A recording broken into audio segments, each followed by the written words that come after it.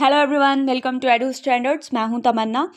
इससे पहले मैंने आपके 2 लेक्चर लिए थे जहां पे मैंने आपको बताया था कि on the eve of independence, जब हमें इंडिपेंडेंस मिली 1947 में, तो इंडिया की इकॉनमी की कंडीशन कैसी थी, जिसमें कि हमने प्राइमरी सेक्टर एग्रीकल्चर पढ़ा था और सेकेंडरी सेक्टर में इंडस्ट्रीज का पूरा कंप्लीट कर लिया। तो आज हम करेंगे टर्शरी सेक्टर ट्रेड, यानी कि हम मेनली ट्रेड की बात करेंगे। जब इंडिपेंडेंस मिली थी इंडिया को 1947 में, उस टाइम हमारा ट्रेड कैसे था, या आपको एग्जाम में टर्शरी सेक्टर भी है जो वो पूछ सकता है। तो स्टार्ट करते हैं।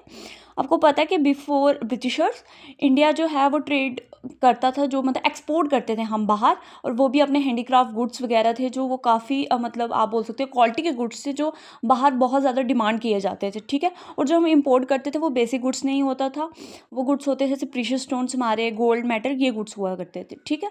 और हमारे ट्रेड में डेफिशिएंट नहीं था। इसका मतलब जो हम एक्सपोर्ट करते थे वो ज़्यादा होता था और जो इंपोर्ट करते थे, बाहर से मंगवाते थे, वो कम होता था, ठीक है।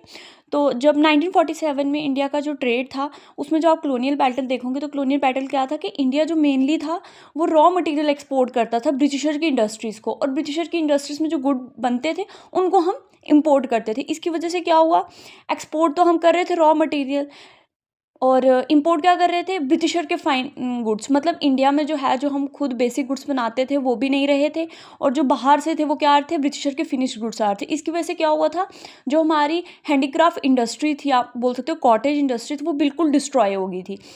क्योंकि जब बाहर से गुड्स बन के आते थे ब्रिटिशर्स के, और जब उनका कंपटीशन होता था हमारे गुड्स के साथ, तो जो मशीन से गुड्स बनते हैं वो ऑफ कोर्स जो है कॉस्टली नहीं होते हैं और सस्ते होते हैं और अच्छे होते हैं। तो इसकी वजह से हमारी हैंडीक्राफ्ट इंडस्ट्रीज भी क्या थी, डूबती जा रही थी। मतलब जब हमें इंडिपेंडेंस मिली तो हमारी जो हैंडीक्राफ्ट इंडस्ट्री थी वो पूरी तरीके से ख़त्म हो चुकी थी, ठीक है। अंडर डेवलप्ड इंफ्रास्ट्रक्चर, किसी भी तरीके का डेवलपमेंट नहीं होता किसी भी फील्ड में। आप बोल सकते हो हमारे यहाँ इलिटरेसी थी, हेल्थ की फैसिलिटी अच्छी नहीं थी, उसके बाद लाइफ की जो होती है, लाइफ एक्सपेक्टेंसी होती है, वो भी नहीं थी, और इंफ्रास्ट्रक्चर तो था ही नहीं। पोर्ट्स, रेलवेज, रोड्स, किसी भी तरीके का जो इंफ्रास्ट्रक्चर नहीं बनाया गया था। ब्रिटिशर्स ने पोर्ट्स बनवाए थे और रेलवेज बनाए थे।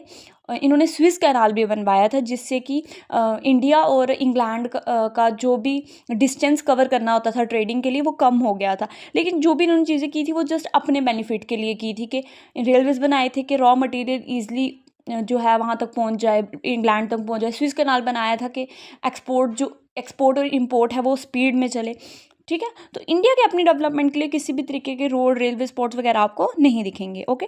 ट्रेड डेफिशिएट हो गया था।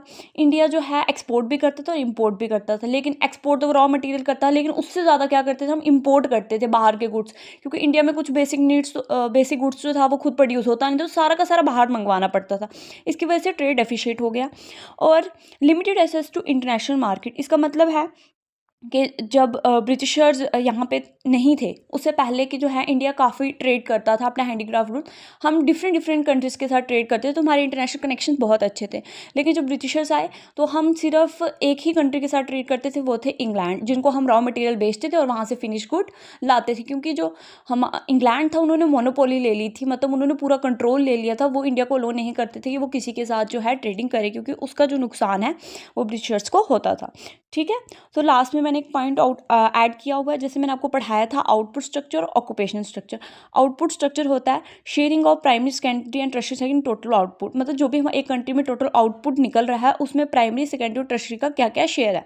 और ऑक्यूपेशनल स्ट्रक्चर होता है distribution of working population among different sector, कि डिफरेंट सेक्टर प्राइमरी, सेकेंडरी और टर्शरी के बीच में डिफरेंट कितना वर्किंग पॉपुलेशन जो है, ठीक है।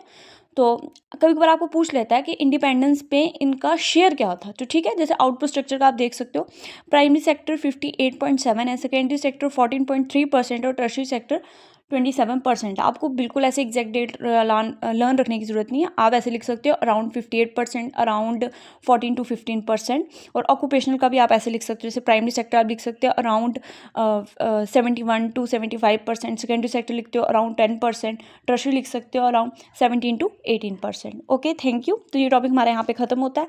एक लास्ट लेक्चर और हमारा चैप्टर हो जाएगा कंप्लीट। आपको पसंद आया हो so please like and subscribe the channel and press the bell icon for the upcoming videos. Thank you.